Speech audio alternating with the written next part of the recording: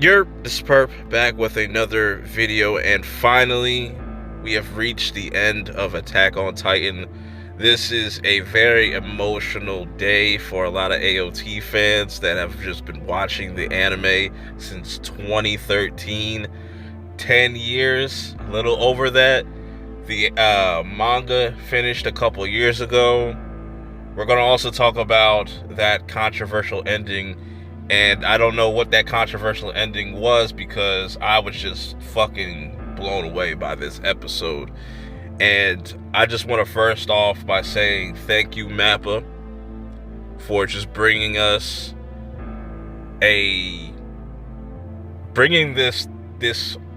incredible story to a close, taking your time with it. People are going to say, oh, they milked it. That milking was so worth it. Pause. I'd rather them, take their time to actually give us something dope than to just rush it. And I'm so glad they didn't rush this out. This was really dope. I'm going to try to do my best to, break everything down because I'm definitely feeling the emotions. The emotions are definitely hitting. That ending was just absolutely incredible. And to let y'all know, I am having a live discussion. The final AOT live will be going down on November 12th at 9 p.m. Eastern Standard Time. So we're definitely going to be talking about part 3 as a whole with a bunch of people on the panel. Might not be a bunch of people, but we'll see who pops up. Can't wait to discuss it. I'm definitely going to be watching this multiple times because there's a lot to break down. So this pretty much follows up where the first half kind of left off with Armin and everybody, the scouts, the OG scouts, mixed in with some of the Marleyans, with Peak and whatnot, and them going to take down Eren, stopping the rumbling. This was just incredible. This is broken up into 3 chapters. This was chapter 3, the battle on Hell on Earth or something like that. Forgive me if I butchered it, but anyways, that was such an action-packed way to just kick things off. You're seeing them fight off against other Titans that were the previous generation of Titans, of the 9 Titans. That was fucking dope to see. Just all the different Warhammers, the different Jaw Titans, the different Beast Titans, and just how they utilized that. That was fucking incredible. Armin getting kind of caught off guard and them having to rescue Armin from being snatched up from one of the Titans. You see Ymir there. She's getting busy. She's on the battlefield. People are able to see her. It's just absolute fucking chaos. And they're trying to get to Eren to kind of blow up everything. Blow up this whole entire, structure they got going on. And maybe they can also find Zeke, because Levi is on the hunt for Zeke as well. That was fucking hilarious.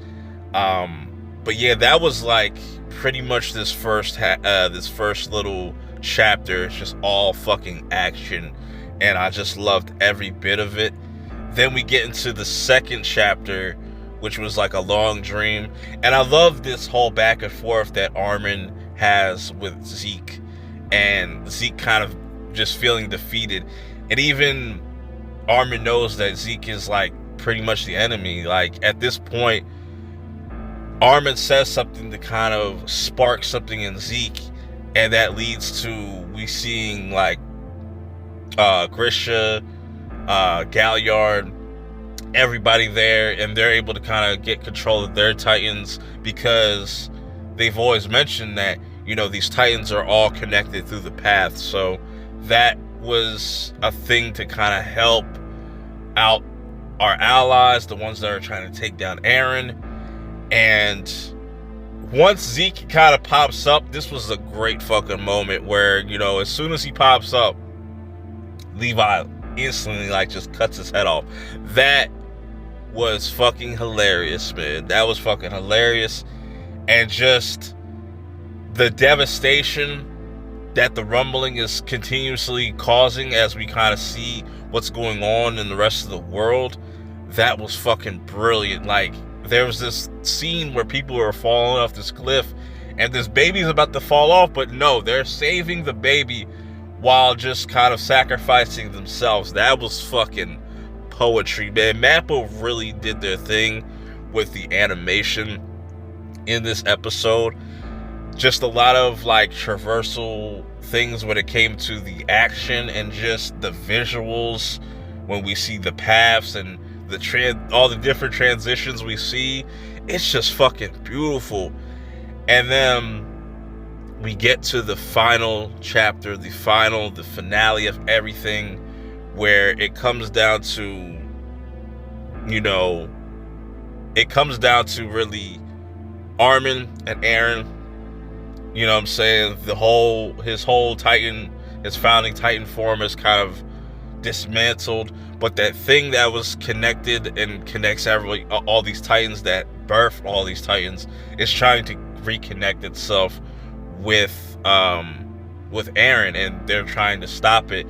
And like I said, there's so much shit going on, even with just the regular people, and somebody like, Annie's father still really concerned about her, and seeing the reaction on Reiner's mom's face. It's just, you get so many different perspectives.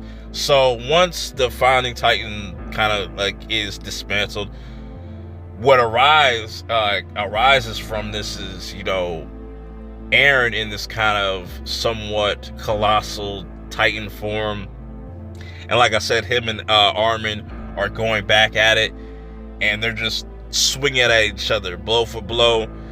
And pretty much Mikasa is able to get into Eren's mouth, because that's where his head is, and cuts his head off.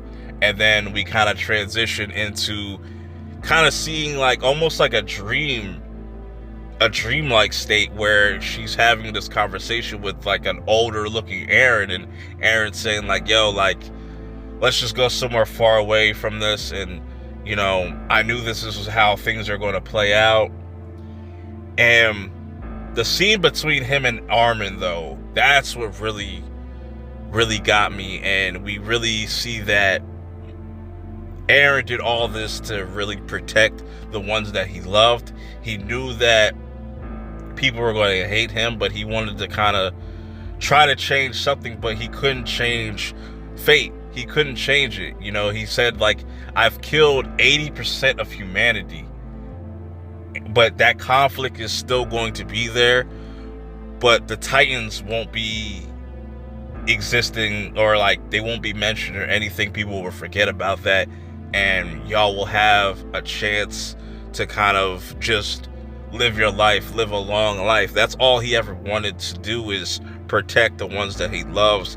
And he hated everything he said about Mikasa, because he loves Mikasa, he loves Armin, he loves all the people in Paradise Island. And he knew that Mikasa was the only one that was going to be able to really free Ymir. And also Armin plays a part in that. All three of them played huge parts in this finale, and I just loved how Armin was really the main focus. A lot of the main focus, the heart of the story, where he doesn't want Eren to take all the blame. They're having this whole conversation as we're kind of seeing them shift from their younger selves to their current state, and it was fantastic, man. That was just so beautifully done, very emotional. Eren and Armin saying their like final goodbyes and saying like, I'll see you in hell. Oh man, that was great. Then you're starting to see the aftermath of things, where the dust starts to settle. Everybody's kind of reuniting with their loved ones and having these certain memories. And even though they don't have the Titan powers no more, they're still able to be with their loved ones. And then we skip like 3 years into the future where we see a kid version or a toddler version of what looks to be Historia and Aaron's kid, you know what I'm saying? And everybody kind of moving on. Paradise, they're knocked down all the walls, all this lush green. It just looks like everybody's kind of at peace. But like Aaron said, there's always going to be that kind of conflict. People kind of hate, Armin and all of them, even though they're kind of looked up as heroes. Levi's in a wheelchair now, just trying to help people. And it was such a fucking dope ending.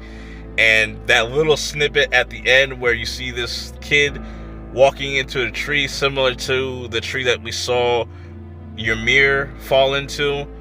I just loved everything about this. There's so much to kind of really dissect, and I want to go watch this again. But man, I gotta say thank you, Mappa, once again for doing a fantastic job with this final season and not half-assing it, not bullshitting.